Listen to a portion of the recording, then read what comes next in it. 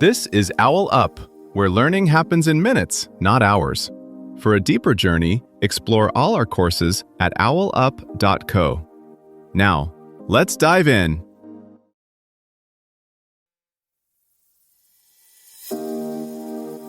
Welcome to Chapter 1 of our series, From Dictatorship to Democracy, where today's episode is titled, The Chains of the Past, Understanding Dictatorship. We're going to explore the key characteristics of authoritarian regimes and unravel how these systems shape societies and impact personal freedoms. So, let's dive in. A man dies in Spain today, and his grandchildren still don't know where his body is buried. Somewhere in the countryside, one of over 100,000 unmarked graves lies hidden. Yet for decades, the official story insisted nothing was wrong, only order, peace, and national unity. Those missing bodies are not just a legacy of violence. They are a map of how a dictatorship rewires a whole society. Franco's Spain did not feel like a war zone every day. For many, it felt more like living in a house where one room is always locked, and everyone pretends not to notice.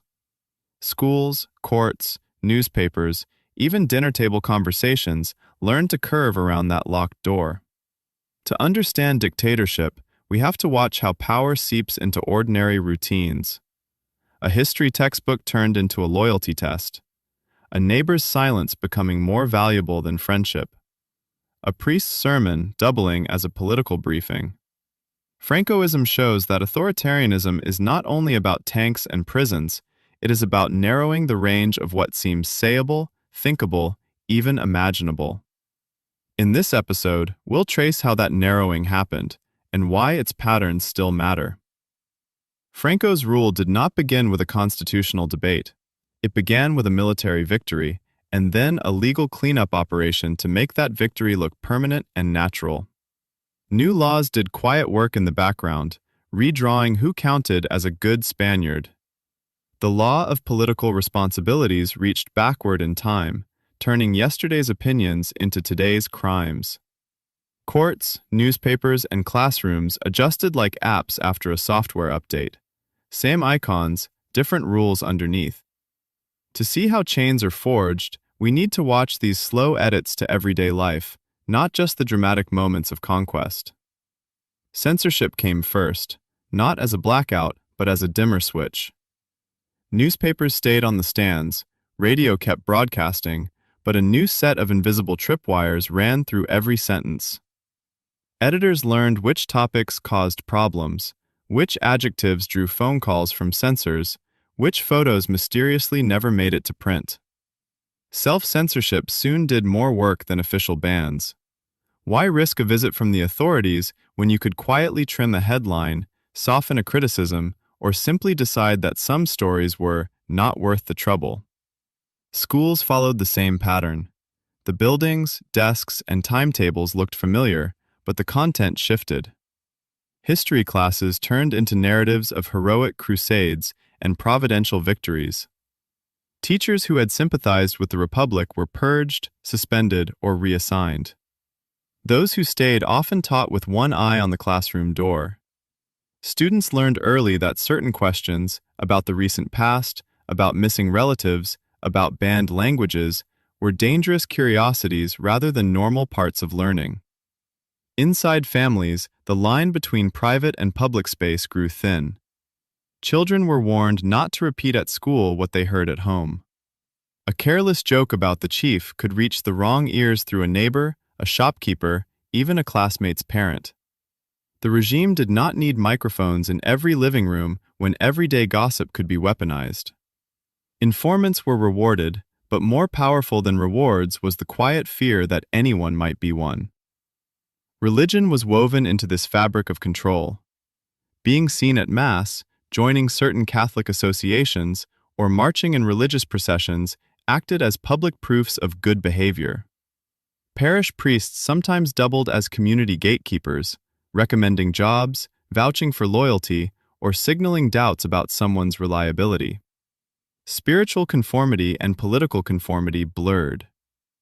Over time, all these adjustments, edited headlines, careful lessons, guarded conversations, conspicuous piety hardened into habit. The chains that mattered most were not only those of law or police, but the routines people adopted to stay safe, get by, or quietly advance. Think of a newsroom under the regime as a software team working on an app where the operating system can silently reject any update. Developers keep coding, but they start avoiding features they suspect will crash the system. Maybe they remove a share button or never propose a new security layer because it might conflict with hidden rules. Over months, no one even sketches those features on the whiteboard. The app simply grows up lopsided. Now shift from code to concrete. City planners in Spain still drew boulevards and plazas, but names and monuments sent clear signals. A street honoring a Republican teacher became Avenida del Generalísimo. Public space worked like default settings. You could technically rename a file on your desktop, but the wallpaper, icons, and notifications all nudged you back toward the approved layout. Workplaces too absorbed the script. A bank manager didn't need a written order to favor job applicants with certain associations or family histories. Hiring decisions, promotions, even office gossip started to align with what felt safer, building an invisible architecture of obedience around everyday careers. Eerie lesson: systems don't forget as quickly as leaders fall. Habits born from fear, staying quiet at meetings, avoiding sensitive topics, trusting only your inner circle, can outlive any regime. Today, algorithms can play the role once held by paper files, quietly sorting, flagging, excluding. Your challenge this week? Notice each time you hold back a question or opinion because it's safer. Ask yourself, safer for whom and at what long-term cost? Democracy, then, isn't a switch we flip once. It's closer to a language we can forget if we stop speaking it aloud. Each honest question in class, each local archive opened, each dinner where the off-limits topic finally gets a name, these are small grammar lessons.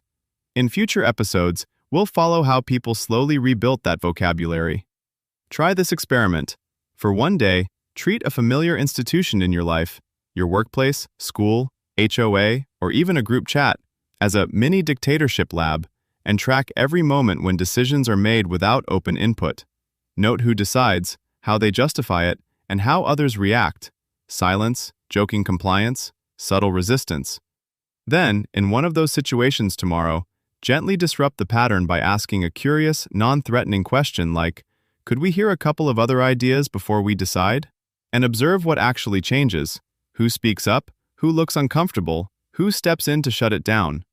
Compare the 2 days and see whether that tiny challenge to automatic obedience reveals any invisible chains, unspoken rules, fears, or habits that mirror the dynamics the episode described in larger dictatorships. This was OwlUp, your daily step forward. To keep learning with structured courses and more insights, go to owlup.co. Until tomorrow!